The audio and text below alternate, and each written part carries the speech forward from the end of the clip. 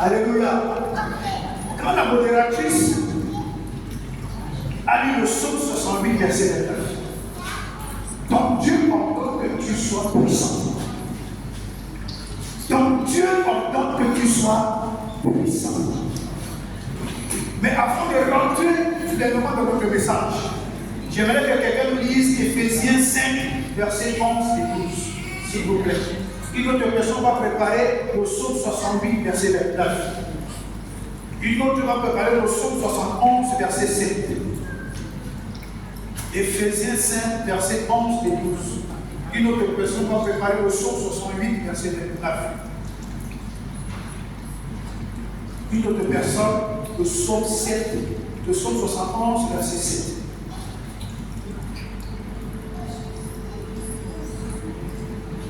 Pas la page. S'il vous plaît, le vite est parti. Éphésiens 5, verset 11 et 12.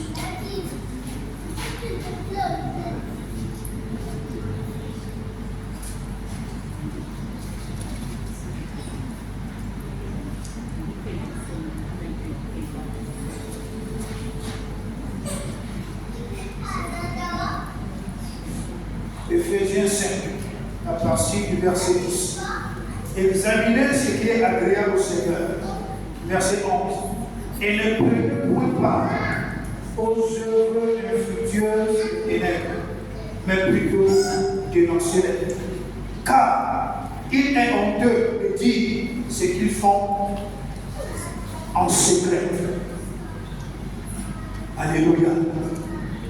Dans d'autres versions, il est écrit: n'ayez point part aux œuvres infructueuses des ténèbres, mais plutôt dénoncez-les. À chacun son ministère. Et il y a des personnes, des hommes et des femmes que Dieu a mandatés pour avoir le ministère de la dénonciation.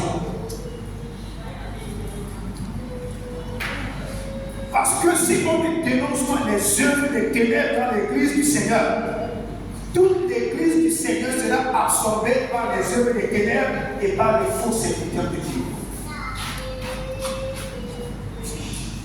Si l'apôtre Paul a insisté sur ce point en disant de dénoncer, ça veut dire que c'est un ministère à part entière. Il faut dénoncer les œuvres des ténèbres dans le corps de Christ. Mais j'entends souvent des chrétiens dire: ah, vous dénoncez trop, ah, vous parlez trop, ah, vous occupez des ministères des autres. Mais c'est la Bible qui dit qu'il faut dénoncer. Il faut dénoncer les mauvais serviteurs de Dieu.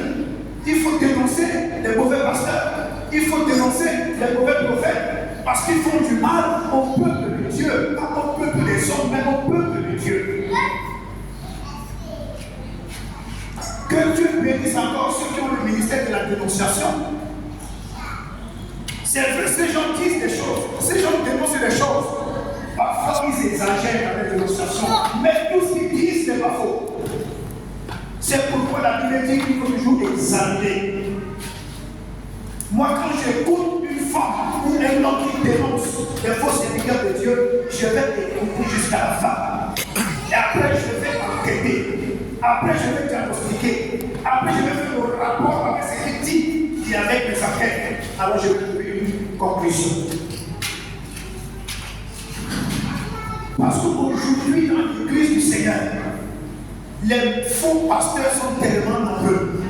Les faux prophètes sont tellement nombreux. Les mauvais serviteurs de Dieu sont tellement nombreux qu'ils ont fini par étouffer le ministère des vrais serviteurs de Dieu.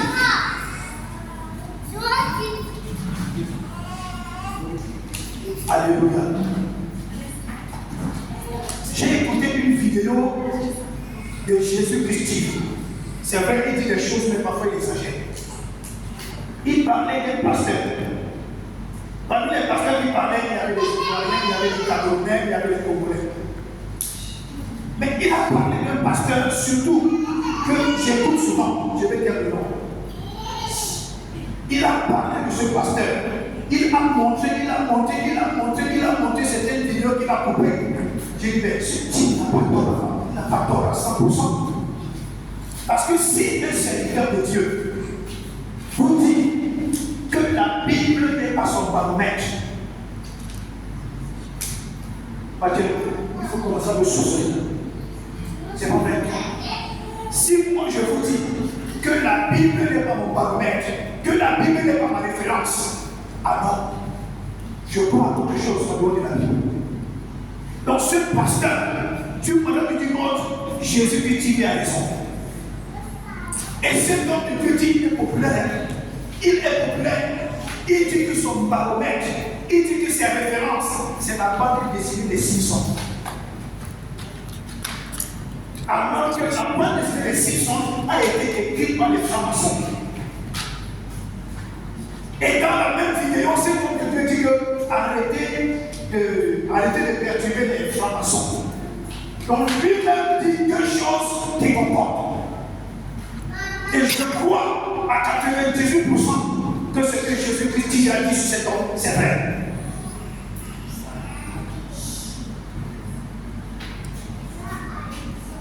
Et la troisième chose que cet homme de Dieu a dit, il dit adorons la gloire de Dieu. Parce que le dernier vidéo sur cette affaire, j'ai écouté des vidéos. On adore Dieu, on adore la gloire de Dieu. Tu vois donc la finesse avec laquelle les serviteurs du diable sont entrés dans l'église, ce sont des pasteurs, mais ils font adorer aux chrétiens des divinités comme Shekinah.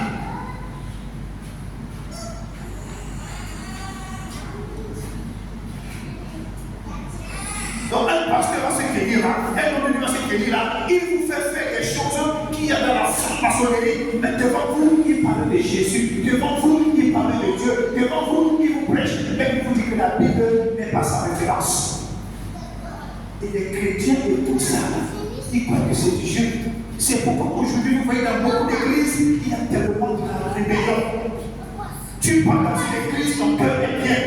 Après, tu passes un mois, 2 mois là-bas, tu deviens méchant. Des pasteurs qui en foutent des chrétiens, des pasteurs qui en foutent des chrétiens, des pasteurs qui puent, qui boivent les destinées des chrétiens. Eux, ils prospèrent, mais le peuple s'en profite.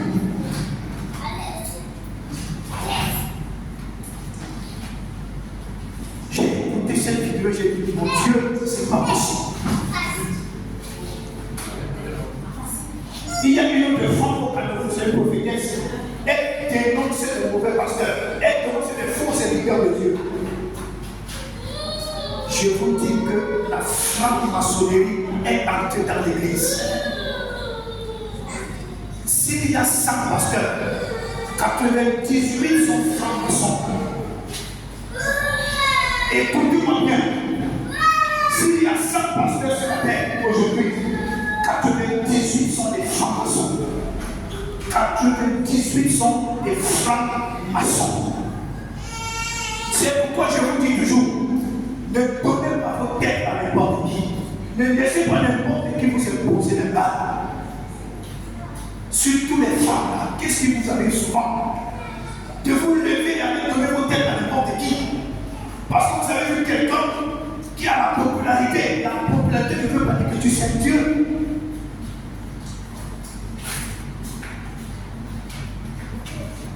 J'ai vu une histoire qui m'a choqué au niveau du Gabon.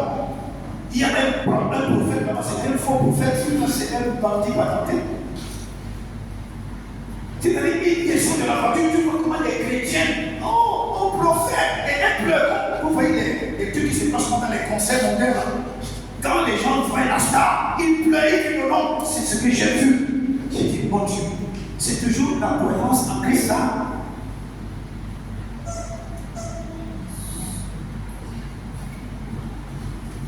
Beaucoup de pasteurs, beaucoup de prophètes, beaucoup de serviteurs de Dieu ont fait alliance avec la divinité, la déesse Shekinah. C'est ce qu'ils partent chercher en Israël. Ils font alliance avec les rabbins. Et ces rabbins-là ne croient pas que Jésus-Christ est le Fils de Dieu. Ces rabbins-là ne croient pas en Jésus. Dans le livre de Talmud, il est écrit que Jésus-Christ est un salaud. Et ce sont ces mêmes pasteurs qui font des alliances avec la franc-maçonnerie juive, qu'on appelle la cabale juive. Ce sont les mêmes parce qu'ils ont pris de l'argent. Ils viennent posséder vos vies. Ils viennent détruire vos destinées. Ils viennent vous rendre des hommes et des femmes totalement fainéants.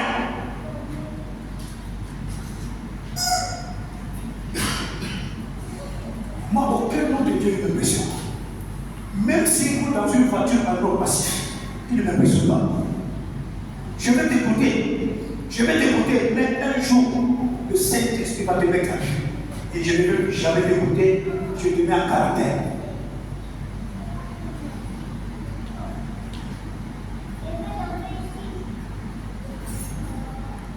Alléluia.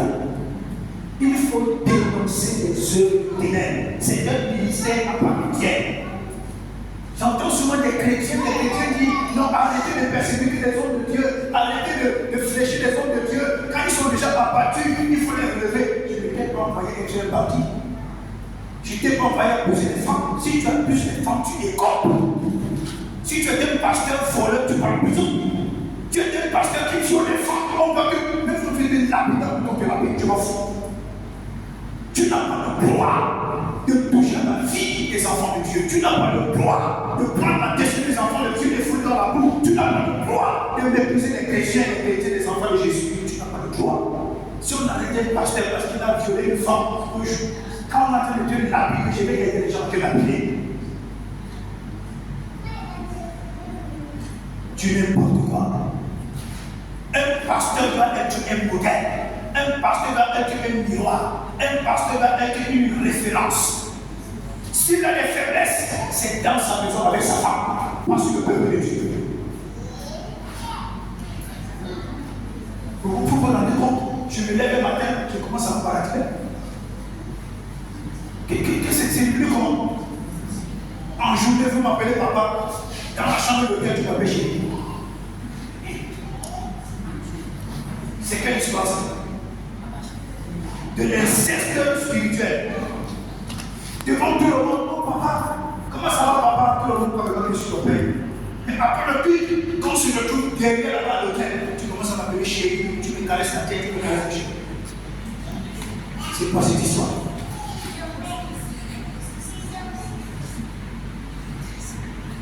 Ça doit s'arrêter. Écoutez-moi bien les femmes. Si un pasteur est accusé, dans le cas de monde rendez-vous dans une chambre de bataille, toi aussi tu vas faire quoi? Il te dit vraiment dans le cas, tu vas faire quoi? Viens me voir dans mon bureau dans un coin isolé, tu vas faire quoi? Et même s'il arrive que tu as oublié que tu es parti, si un pasteur, même s'il est bishop, archibishop, même s'il porte une croix qui arrive ici, s'il veut t'abuser, choisis ce que tu as dans ta main, face à tête. Ce n'est pas un péché. Ce n'est pas un péché. Tu défends ton honneur, tu défends ton salut. Si c'est la chaise que tu as tapée, plus la clavicule.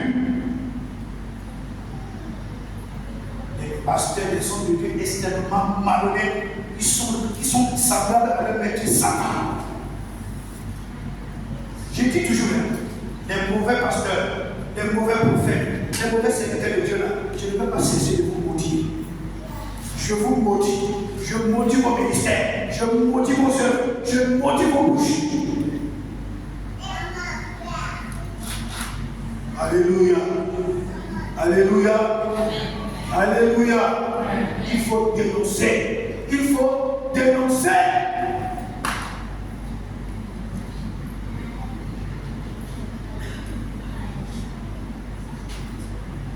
Vrais vampires, d'autres même en plein culte.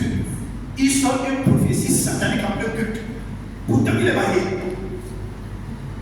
Or, le Seigneur me dit que ma femme que voici n'est pas ma femme. Je vais épouser ta sœur Catherine. Et les gens disent Alléluia.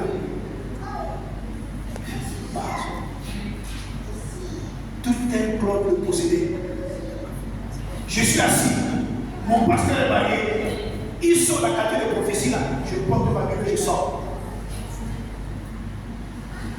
Je porte ma Bible et je fiche le camp. Lisez la Bible.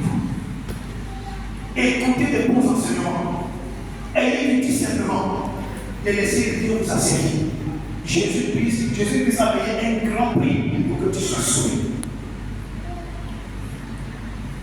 Alléluia. Alléluia.